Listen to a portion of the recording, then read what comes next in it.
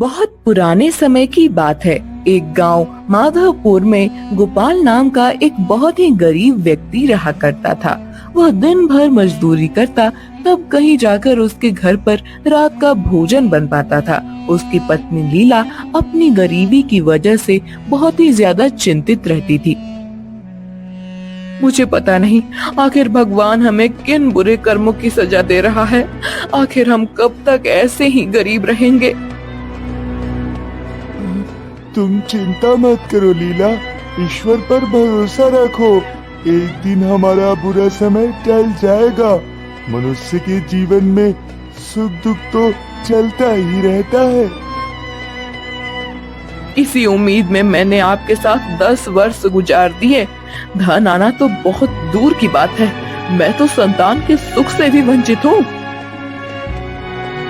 इतना सुनकर गोपाल काम ढूंढने के लिए घर से निकल जाता है। कुछ देर बाद गोपाल अपने गांव के पास के जंगल में पहुंच जाता है, जहाँ पर उसे एक साधु बाबा मिलते हैं। बालक, क्या तेरे पास मेरे खाने के लिए एक रोटी मिल सकती है? हाँ जी बाबा जी, इत्तेफाक से मेरे पास इस समय एक ही रोटी है। मैं एक दिन में केवल एक ही व्यक्ति के सामने हाथ फैलाता हूँ। अब तू सोच ले, क्या मुझे भूखा यहाँ से वापस भेजेगा? साधु की बात सुनकर गोपाल सोच में पड़ गया। कुछ देर सोचने के बाद गोपाल बोला, बाबा जी, मुझे तो अब भूखा रहने की आदत सी हो गई है। ऐसा करिए, ये रोटी आप ही खा लीजिए। गोपाल ने एक रोटी साधु को पकड़ा दी। वाह, तूने मुझे एक रोटी दी है। कल तक तुझे इसका फल मिल जाएगा बेटे। हाँ। इतना कहकर साधु वहाँ से चला गया और गोपाल भी अपने काम के लिए निकल गया। जब गोपाल शाम के समय अपने घर की ओर वापस जा रहा था, तब उसे रास्ते में एक बैग पड़ा हुआ दिखाई दिया। पहले तो कुछ देर गोपाल उस बैग के पास खड़ा रहा, पर जब बहुत देर हो गई और उस बैग को कोई लेने नहीं आया, तब गोपाल उस बैग को उठाकर अपने घर ले आया और सारी बात अपनी पत्नी को बताई। इसे खोलकर तो देखिए। गोपाल ने जैसे ही उस बैग को खोला तो वह बैग पूरा पैसों से भरा हुआ था। गोपाल और उसकी पत्नी हैरानी से पैसे से भरे हुए उस बैग को देखने लगे। मुझे तो लगता है यह सब उन जंगल वाले साधु महाराज का चमत्कार है। हमें जाकर उनका आशीर्वाद लेना चाहिए। हाँ, तुम सही कहती हो लीला। मैंने साधु महाराज को जंगल के अंदर जाते हुए देखा था। चलो हम दोनों मिलकर उन्हें ढूंढते हैं। हाँ। गोपाल अपनी पत्नी के साथ जंगल की ओर चला गया और साधु महाराज को ढूंढने लगा। काफी देर बाद उन दोनों की नजर एक घने वृक्ष पर पड़ी। लीला और गोपाल ने देखा कि साधु उस घने वृक्ष के नीचे बैठे हुए थे। गोपाल वह नोटों से भरा हुआ बैग लेकर साधु महाराज के सामने खड़ा हो गया। एक रोटी के बदले तुम्हें इतना कुछ मिल गया। अब तुम्हें क्या चाहिए? बाबा जी, हम दोनों पति पत्नी ने फैसला किया है कि हम दोनों आपके साथ ही रहेंगे और आपकी सेवा करेंगे बाबा जी। नहीं, तुम ऐसा नहीं कर सकते, क्योंकि मैं एक जगह नहीं रुकता। बाबा जी, आप जहाँ जहाँ जाएंगे हम दोनों भी आपके साथ जाएंगे, चाहे हमें उसके लिए कितनी भी मुसीबत का सामना करना पड़े। लीला और गोपाल की बात सुनकर साधु उन दोनों को बहुत गौर से देखने लगे। कुछ देर बाद वह किसी गहरी सोच में सोचते हुए बोले, मेरे साथ इस धन का क्या काम? साधु की बात सुनकर लीला और गोपाल वह नोटों से भरा बैग अपने घर पर रखाए उस दिन के बाद लीला और गोपाल साधु के साथ ही रहने लगे। साधु जहाँ भी जाते वह दोनों पति पत्नी उनके साथ चलते और दोनों साधु के साथ साथ गांव-गांव, जंगल-जंगल भटकने लगे। साधु अगर भूखे रहते तो गोपाल और लीला भी भूखे रहते। वह पूरे मन से उस साधु की सेवा में जुटे रहे। बहुत दिनों के बाद साधु उन दोनों को देखकर बोले, अब मैं ऐसे गांव में जाने वाला हूँ जो महामारी से पीड़ित है। अगर तुम दोनों जाना चाहो तो वापस जा सकते हो। हाँ। नहीं साधु महाराज, हमने फैसला किया है कि हम जीवन भर आपकी सेवा करेंगे। हाँ। गोपाल की बात सुनकर साधु मुस्कुरा दिए। वो तीनों एक गांव की ओर चले गए।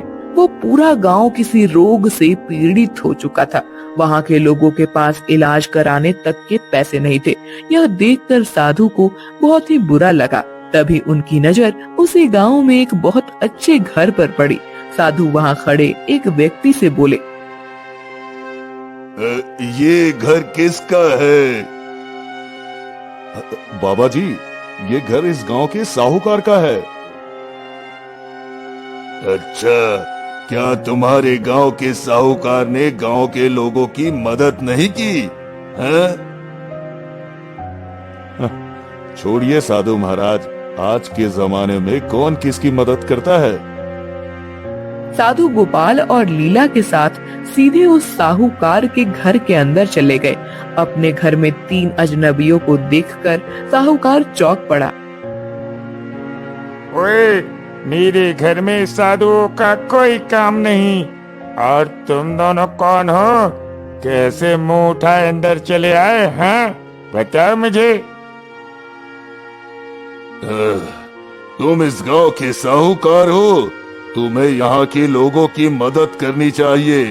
तुमने देखा नहीं, यहाँ के लोगों के पास इलाज कराने तक के पैसे नहीं हैं। हाँ। अच्छा, अगर तुम्हें उनका इतना ही बुरा लग रहा है तो जाकर तुम उनके इलाज और दवाई का इंतजाम कर दो। चलो जाओ यहाँ से। साहूकार ने साधु गोपाल और लीला को अपमानित करके अपने घर से बाहर निकाल दिया। साहूकार के अपमानित करने पर साधु क्रोध में आ गए और सीधे जंगल की ओर चले गए और क्रोधित होकर गोपाल से बोले, जाओ, जाकर सारे गांव वालों को यहाँ पर बुला के लाओ। जाओ जल्दी। साधु के कहने पर गोपाल और लीला गांव वालों को जंगल की ओर ले आए। साधु एक पेड़ के नीचे खड़े होकर गांव वालों की ओर बहुत गौर से देखते हुए बोले, मैं तुम्हारे गांव के साहूकार के पास गया था, लेकिन उसने तुम्हारी मदद करने से इनकार कर दिया। मैं यहाँ पर तुम्हारी मदद करने के लिए आया हूँ। हाँ। इतना कहकर साधु ने अपनी आंखें बंद की, जिसके बाद वहां एक तेज रोशनी हुई और एक घड़ा प्रकट हो गया। तुम सब रोग से पीड़ित हो, बीमारी के मारे हो, इसलिए तुम में जिसको जितना जरूरत हो केवल उतना ही धन इस घड़े से निकाल सकता है। लेकिन एक बात खास ख्याल रखना, अपने मन में लालच को कभी जन्म मत देना। सारे गांव वाले खुशी से झूम उठे। इस खुशी के मौके पर लीला ने सारे गांव वालों के लिए अपने हाथों से भोजन तैयार किया और सभी गांव वालों के सामने अपने हाथों से थाली परोसी। एक थाली गोपाल साधु के पास ले जाकर बोला, बाबा जी, हमें आपके साथ रहते हुए काफी समय हो गया। आपने हमारे हाथ का बना हुआ कभी नहीं खाया। आज तो आपको हमारे हाथ का भोजन खाना ही पड़ेगा बाबा जी। हाँ। गोपाल की बात सुनकर साधु बहुत गौर से गोपाल और लीला की ओर देखने लगे और मुस्कुराते हुए बोले, अच्छा, आज मैं तुम्हारा दिल नहीं तोड़ूंगा। लाओ। इतना कहकर साधु उस भोजन को खाने लगे, मगर भोजन को खाते ही साधु को गहरी नींद आ गई और देखते ही देखते सारे गांव वाले नींद की आगोश में समा गए। अगली सुबह जब उनकी आंख खुली तो उन्होंने देखा कि वह जादुई घड़ा वहां पर नहीं है। इधर गोपाल अपने घर पर बैठा हुआ अपनी पत्नी के साथ हंस रहा था। उसके कमरे में वही जादुई घड़ा भी रखा हुआ था। मैंने आपसे कहा था ना कि वह बहुत ही पहुंचे हुए साधु लगते हैं। अगर आप सिर्फ नोटों से भरे बैग से संतुष्ट हो जाते तो क्या आपके जीवन में इतना सुख देख पाते? तुम बिल्कुल सही कहती हो लीला। अब हमारी 7 पुश्तों को काम करने की आवश्यकता नहीं पड़ेगी। हाँ, हाँ।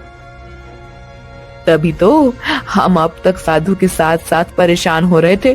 आपने देखा नहीं, वहाँ पर चमत्कार हुआ और यह कीमती अमानत हमारे हाथ लग गई। अब हमें कोई काम करने की जरूरत नहीं, बस अब तो सारा जीवन आराम से कटेगा। लीला ने इतना कहा ही था कि तभी एक तेज रोशनी हुई और वह जादुई घड़ा मिट्टी में परिवर्तित हो गया। हाँ, ये क्या हुआ जी? ये कैसे हो सकता है? लीला के इतना कहते ही दरवाजे पर दस्तक हुई। गोपाल ने जैसे ही दरवाजा खोला तो सामने वही साधु क्रोधित अवस्था में खड़े हुए थे। क्या हुआ? मुझे देखकर नजर क्यों चुरा रहे हो? तुम जो चुरा कर लाए थे वो मिट्टी बन गया ना।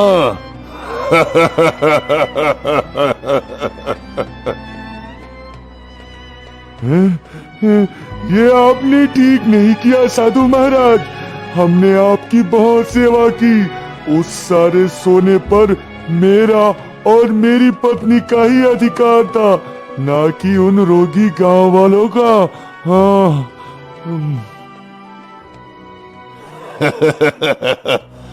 तुमने शायद सुना नहीं था। मैंने कहा था कि अपने मन में लालच पैदा मत होने देना। तुमने मेरी जितनी सेवा की वो सच्ची श्रद्धा से नहीं बल्कि लालच से की। लालच से। जा, मैं तुम्हें श्राप देता हूँ, श्राप। साधु ने इतना कहा तभी लीला साधु के पैरों में गिर गई। हमें माफ कर दो साधु महाराज, हमसे बहुत बड़ी भूल हो गई। साधु बहुत ही दयावान थे। लीला को रोता हुआ देखकर उन्हें दया आ गई। अच्छा, जाओ, मैंने तुम्हें क्षमा किया, लेकिन तुम जीवन भर अब गरीब ही रहोगे और हमेशा संतान सुख से वंचित रहोगे। हाँ। इतना कहकर साधु वहां से चले गए। अब लीला और गोपाल को अपने किए की सजा मिल गई थी, जिसके बाद गोपाल और लीला को सारा जीवन गरीबी में ही व्यतीत करना पड़ा।